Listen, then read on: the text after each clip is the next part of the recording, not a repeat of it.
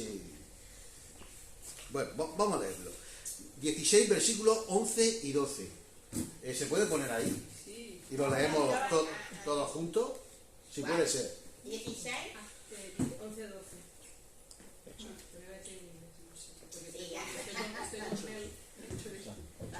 No le pillamos.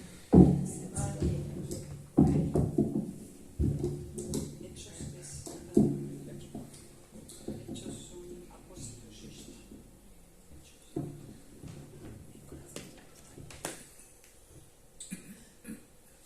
16, 11, 12, Juan. Sí.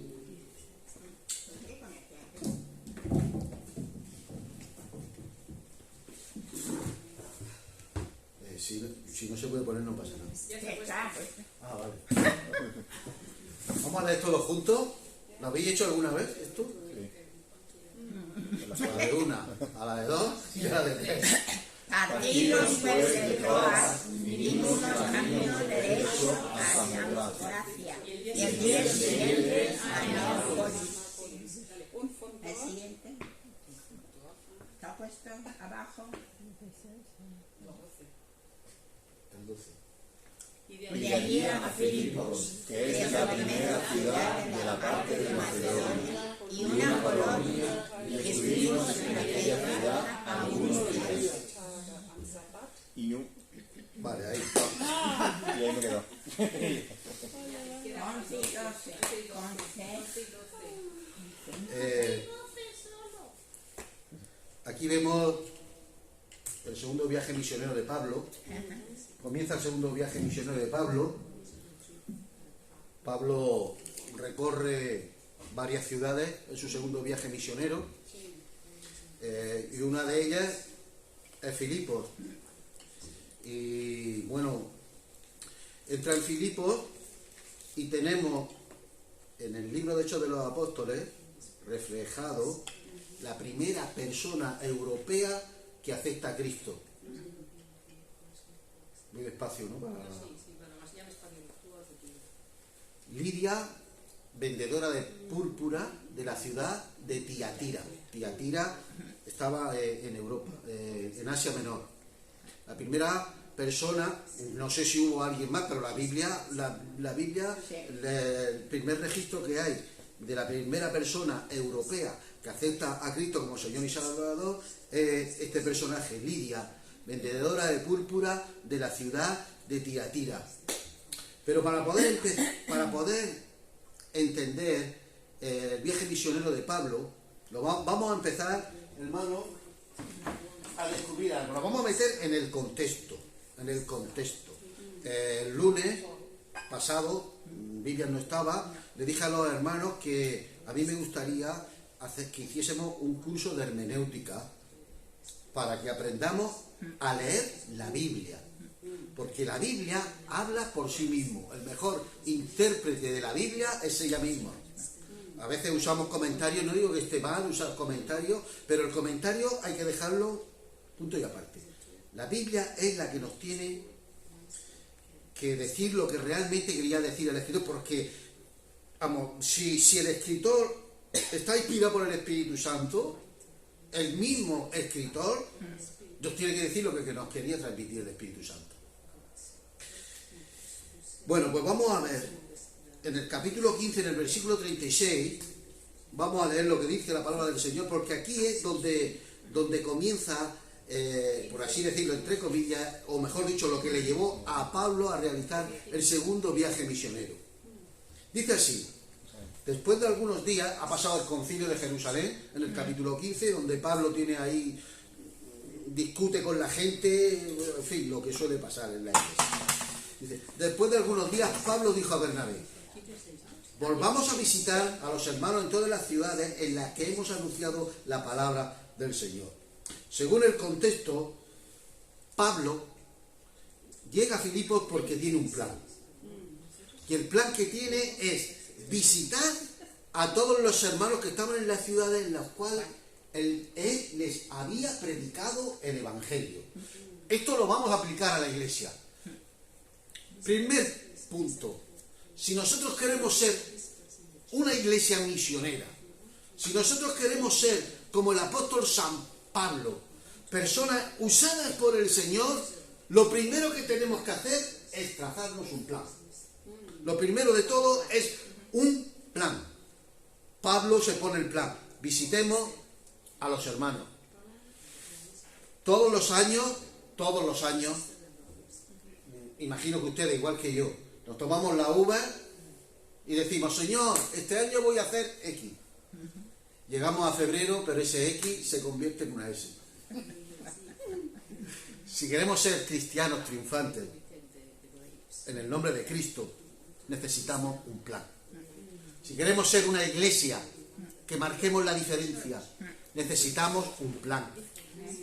El plan, hermano, es algo que hizo el mismo Dios.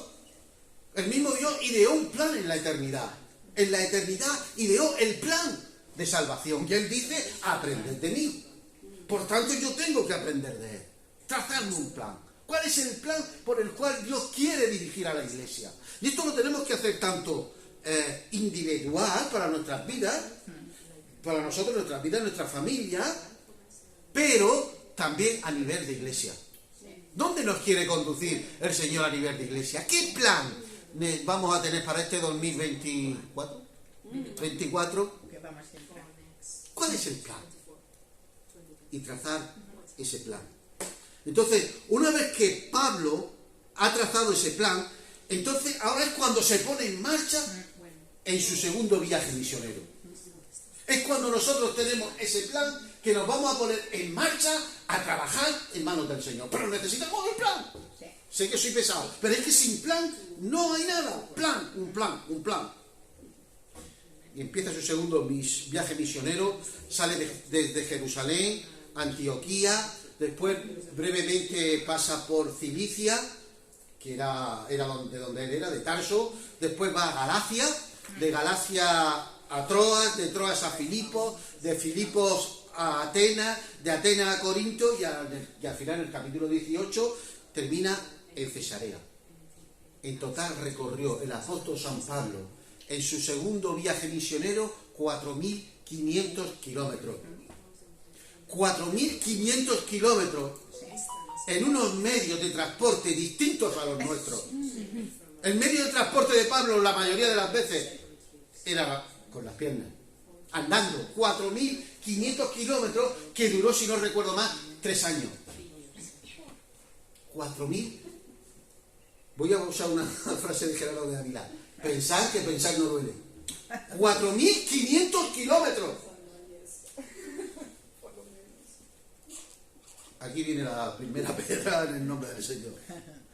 4.500 kilómetros andando. Hoy nosotros tenemos los mejores vehículos para desplazarnos. En el verano tenemos aire acondicionado en el coche, calefacción en el invierno. Pero ¡ay, qué frío que hace! Hoy no voy a la iglesia, porque está a 5 kilómetros, cuando en el coche en 10 minutos está. Pablo, 4.500 kilómetros. ¿No nos llama esto a recapacitar?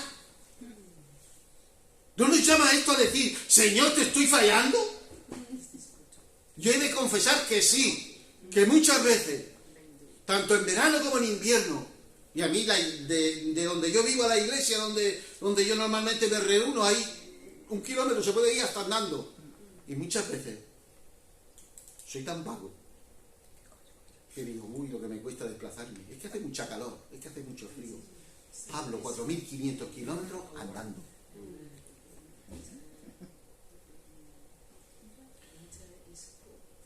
La segunda piedra que voy a sacar del furro, o la segunda semilla mejor.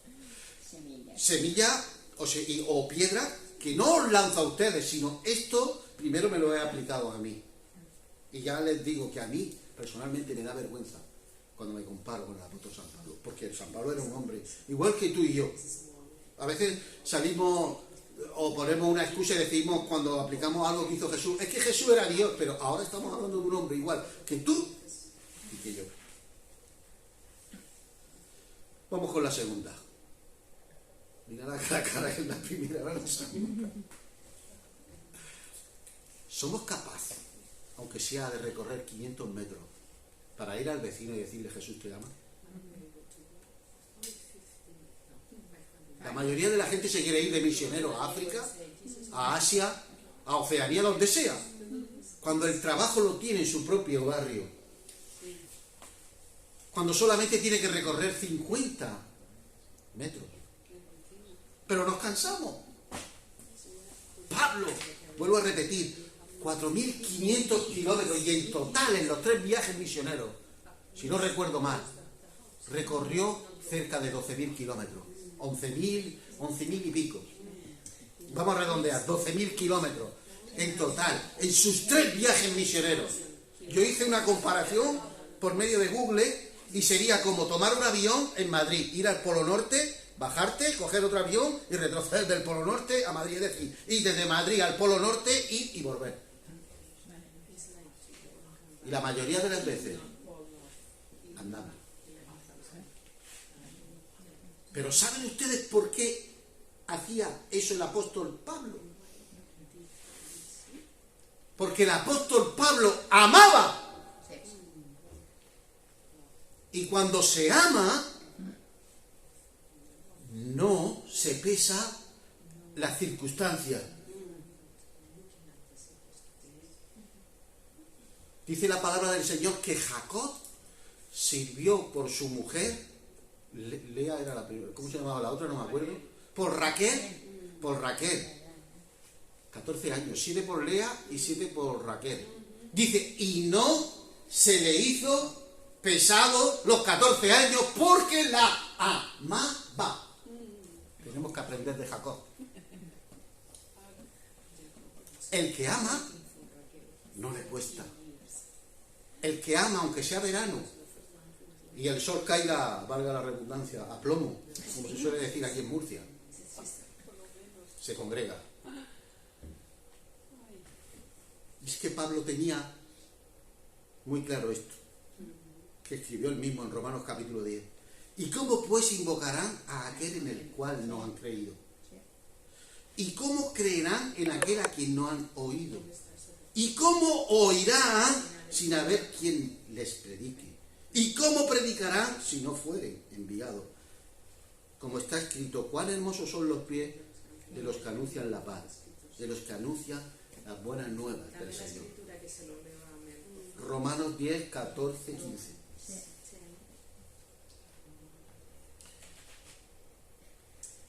¿Crees que debemos de aprender de Pablo? Sí, Señor. ¿Debemos de aprender de Pablo? Sí. El apóstol San Pablo, por recorrer esos 12.000 kilómetros, nada más que le trajo problemas. Mire lo que él dice escribiendo a los Corintios. 3 veces me han azotado con vara. Una vez me han apedreado. 3 veces he padecido naufragio. Una noche y un día he estado como náufrago en alta mar, en caminos muchas veces, en peligros de río, peligros de ladrones, peligros de los de mi nación, peligros de los gentiles, peligros en la ciudad, peligros en el desierto, peligros en el mar, peligros entre falsos hermanos. Pero sin embargo él se desplazaba predicando el Evangelio.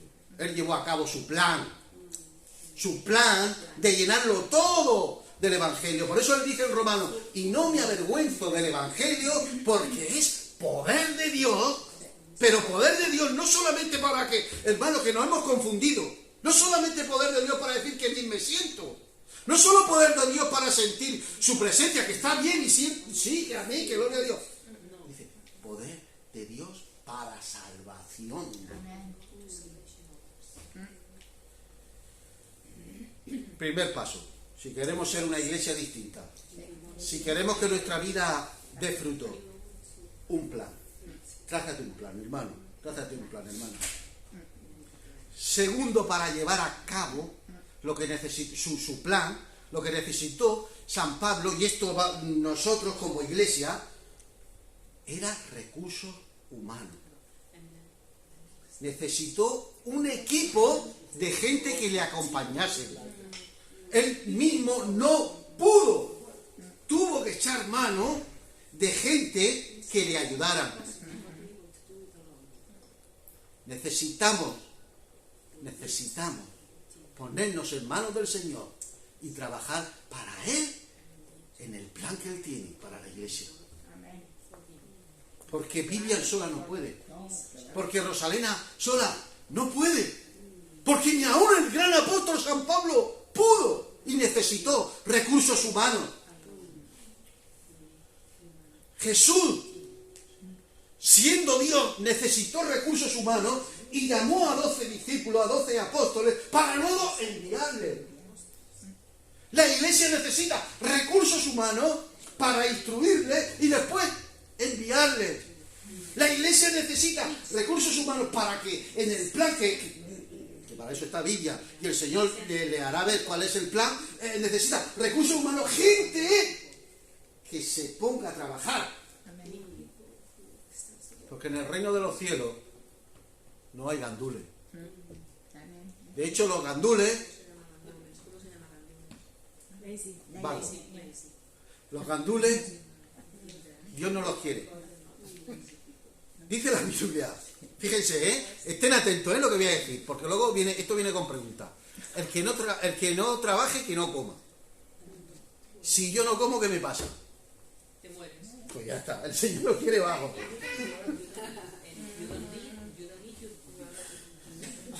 Dios necesita gente que quiera trabajar. Dios te llama y cuenta contigo. A uno será con la música, a otro será limpiando el templo, a otro será... No lo sé, pero Dios necesita de ti para trabajar dentro de la iglesia. Dice la palabra del Señor en Ezequiel capítulo 22 y versículo 30. Dice el Señor: y busqué entre ellos hombres que hiciesen vallado y se pusiesen en la brecha delante de mí a favor de la tierra. Es decir, el Señor estaba buscando gente que orara a favor de la tierra. Y dice el Señor: y no los hallé. ¿Pasará eso con nosotros? ¿Pasará eso contigo? ¿Pasará eso conmigo? Puede ser que el Señor esté contando... No, puede ser no, el Señor cuenta contigo y puede ser que nos neguemos a Él. ¿Pudiera ser? La Biblia dice que sí. Pero el corazón de Dios se entristece porque cuenta contigo.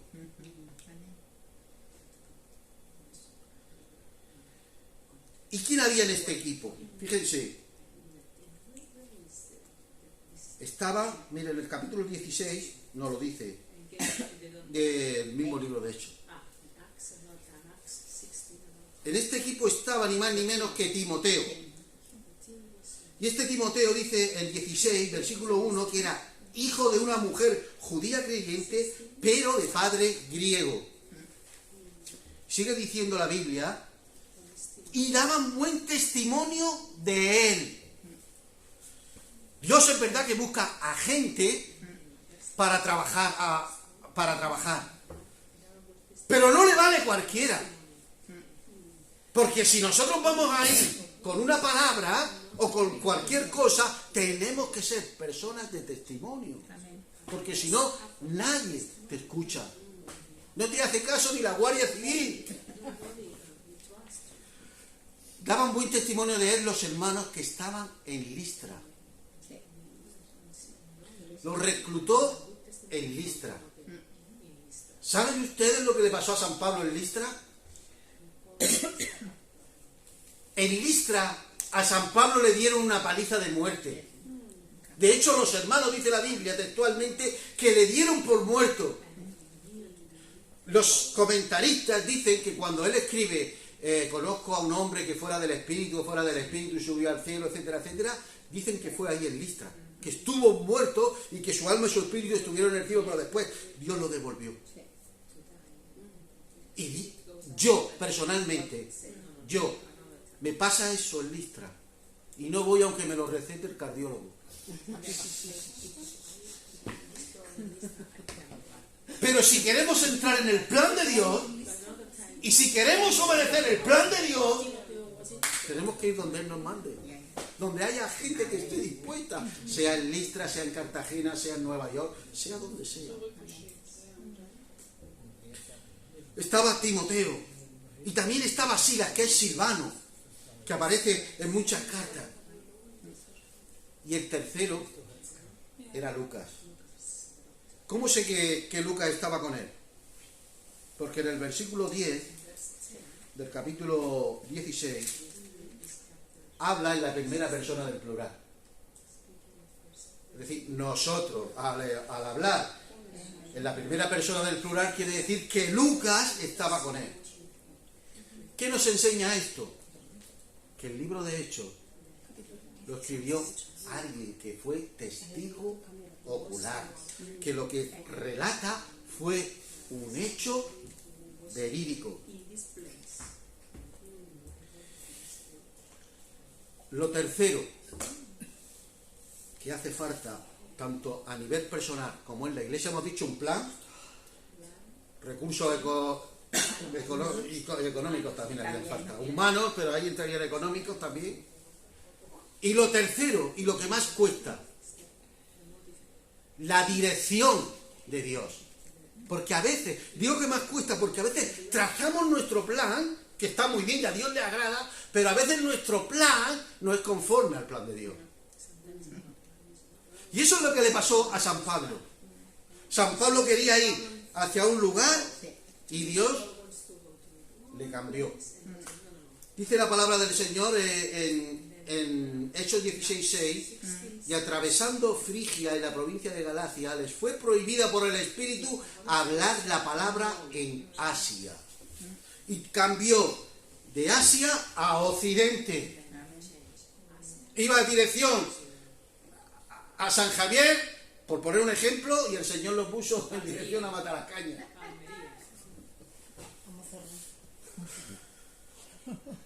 Nosotros nos trazamos el plan, el hombre, ¿cómo se dice el dicho? El hombre propone, pero Dios dispone. Y Dios le cambió totalmente el rumbo, y por eso llega a Filipos. Ahora, una pregunta que no quiero que contesten. ¿Somos capaces nosotros de cambiar nuestro plan si Dios lo requiere? Porque a veces somos cabezones, ¿eh? Y yo el primero. A veces luchamos contra Dios. Nos pasa como a Jacob. Luchamos contra Dios. ¿Y cómo yo sé que Dios me está cambiando el plan? Dios no te va a mandar un correo electrónico. Pero sí van a haber circunstancias que tú tienes que saber interpretar. Con el tiempo. Por eso en la iglesia hace falta un pastor o una pastora. Gente que tenga, no solamente que sepa mucho de la Biblia, sino que tenga experiencia y que sepa por dónde, porque puede trazar un plan, pero tenemos que saber interpretar a través de las circunstancias por dónde nos quiere dirigir Dios. Porque Dios va a abrir puertas y nosotros tenemos que saber interpretar esas puertas que Dios abre.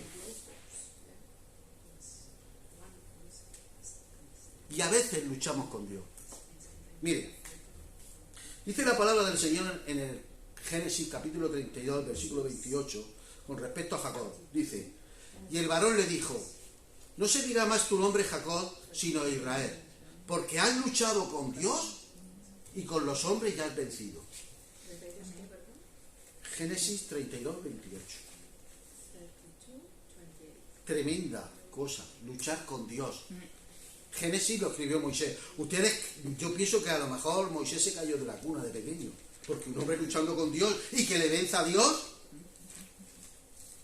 ¿Ustedes han pensado eso? ¿Puede luchar un hombre con Dios?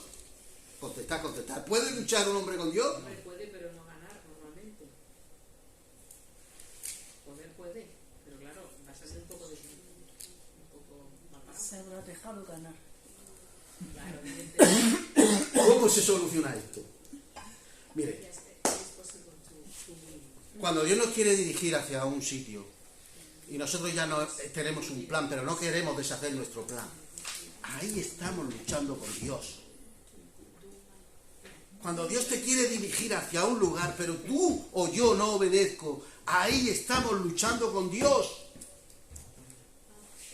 Y la iglesia y los cristianos, claro que luchan con Dios. Cada vez que quieren imponer su voluntad y no la voluntad de Él, ahí están luchando o estamos luchando con Dios. Pero ¿y vencer a Dios? ¿Y vencer a Dios? Si la Biblia es contrario a lo que dice este texto. En el mismo capítulo dice que Jacob fue herido. ¿Cómo es que fue vencido Dios? Cada vez que nosotros nos metemos en su plan, entonces es cuando le ganamos a Dios. Cuando le obedecemos, le ganamos. Cuando le obedecemos, ganamos su unción, ganamos su poder, ganamos su gloria, ganamos su respaldo, ganamos sus caricias, ganamos su elogio porque le hemos obedecido. Y así es la manera de vencer a Dios. Cuando nos dejamos vencer por Él, le ganamos. Amén. Dale un aplauso al Rey, que se lo merece.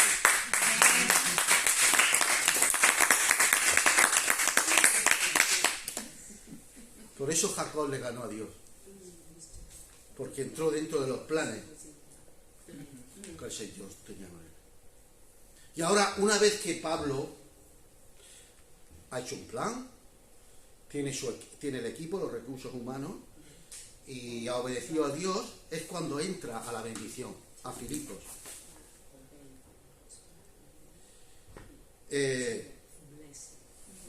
Pero si leemos esta porción, vemos que en Filipos solamente hubo 3 conversiones. En el versículo 11 hacia